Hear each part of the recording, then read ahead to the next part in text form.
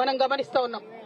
అదే విధంగా ఏ రాష్ట్రంలో ఎప్పుడు ఎన్నిక జరిగినా కూడా ఒక సంవత్సరం ముందు మోడీ వచ్చే కన్నా ముందు ఆ రాష్ట్రానికి ఈడీ పోవడం కూడా మనం గమనిస్తున్నాం. కొత్త విషయం కాదు. ఈ దేశంలో ప్రజలు గత కొన్ని సంవత్సరాలుగా ఇది గుర్తిస్తూనే ఉన్నారు. కాబట్టి ఇవాళ తెలంగాణ రాష్ట్రంలో వచ్చే డిసెంబర్లో ఎన్నికలు ఉన్నాయి. కాబట్టి ఇవాళ మోడీ కన్నా ముందు ఈడీ వచ్చింది తెలంగాణకు. అది నార్మల్. తెలంగాణ ప్రజలందరికీ ఈ సందర్భంగా నేను చెప్పేది ఏంటంటే, నా మీద కావచ్చు, మన మంత్రుల మీద కావచ్చు, మన ఎమ్మెల్యేల మీద కావచ్చు ఈ ఈడీ కేసులు, సిబిఐ కేసులు పెట్టడం అన్నది భారతీయ జనతా పార్టీ యొక్క హీనమైన, నీచమైన ఒక రాజకీయపు ఎత్తుగడ తప్పితే ఇందులో ఏం లేదు. దాన్ని మనం పట్టించుకోవాల్సినటువంటి అవసరం లేదు, కన్ఫ్యూజ్ అవ్వాల్సినటువంటి అవసరం అంతకన్నా లేదు. ఎటువంటి విచారణ అయినా ఎదుర్కొంటామని మేమందరం కూడా చెప్పడం జరిగింది. ఏజెన్సీలు వచ్చి ప్రశ్నలు అడిగితే తప్పకుండా జవాబు చెప్తాం. కానీ మీడియాలో లీకులు ఇచ్చి ఏదో నాయకుల యొక్క మంచి పేరు చెడగొట్టాలనే ప్రయత్నం చేస్తే అది ప్రజలు తిప్పికొడతారని ఈ సందర్భంగా గౌరవనీయులు పెద్దలు భారతదేశ ప్రధానమంత్రి మోదీ గారికి నేను విజ్ఞప్తి చేస్తూ, ఈ పందాన్ని మార్చుకోవాలి. ప్రజాస్వామ్యయుతంగా ప్రజల దగ్గరికి వెళ్లి మనం ప్రజలకు ఏం చేస్తాం అని చెప్పుకొని గెలవాలి. కానీ ఈడీలను, సిబిఐలను ప్రయోగించి గెలవాలనుకుంటే అది మరీ ముఖ్యంగా అత్యంత చైతన్యవంతమైన ప్రజానికం ఉన్న తెలంగాణ రాష్ట్రంలో మీకు సాధ్యపడదని మాత్రం ఈ సందర్భంగా తెలియజేస్తా ఉన్నాను.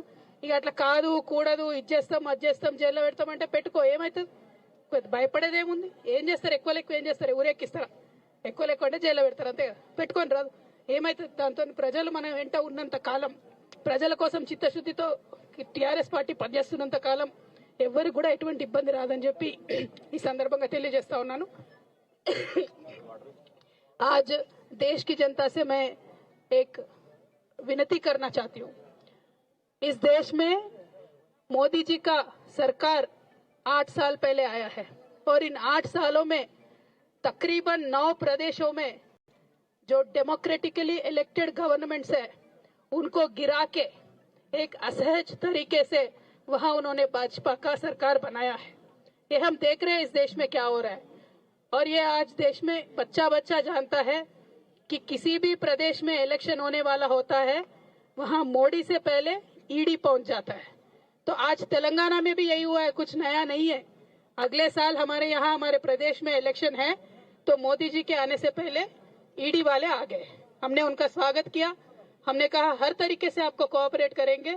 फिर भी ये जो cheap tricks Bharatiya Janata party play करती है, मीडिया में लीक दे दो, नेता के रेपुटेशन खराब कर दो, मैं बोलना चाहती हूँ मोदी जी से विनम्रता से, मोदी जी अगर आपको जेल में डालना है तो डाल लो, कोई टेंशन नहीं है, चले जाएंगे. लेकिन लोगों के लिए काम करना नहीं छोड़ेंगे. बीजेपी के जो फेल्यूर्स है उसको एक्सपोज करना भी नहीं छोड़ेंगे. और आज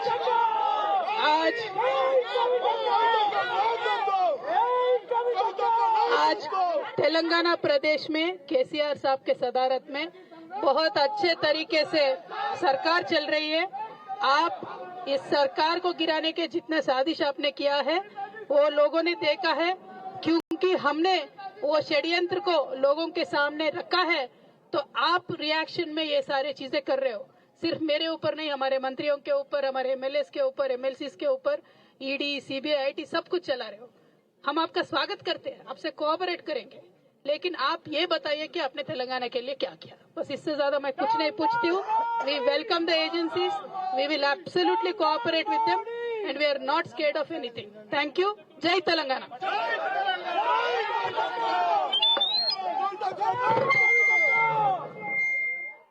All right, so that's TRS MLC K Kavita hitting out at the Modi government. She says Modi has been trying to destroy state governments. BJP has been trying to destroy state governments.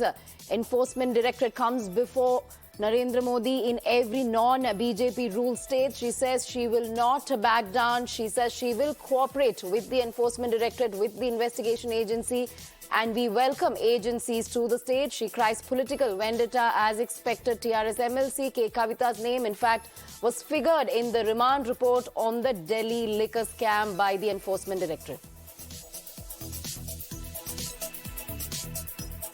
In fact, Enforcement Directorate officials probing the Delhi liquor scam case have named ruling TRS party MLC K. Kavita, the daughter of Chief Minister K. Chandrasekhar Rao, in the remand report submitted by the Central Investigation Agency following the arrest of one of the accused, Amit Arora. Of course, now Kavita hitting back at the BJP, says BJP has been trying to break away state governments, the non-BJP ruled states, and that is what is happening now, and she's crying political vendetta at the moment.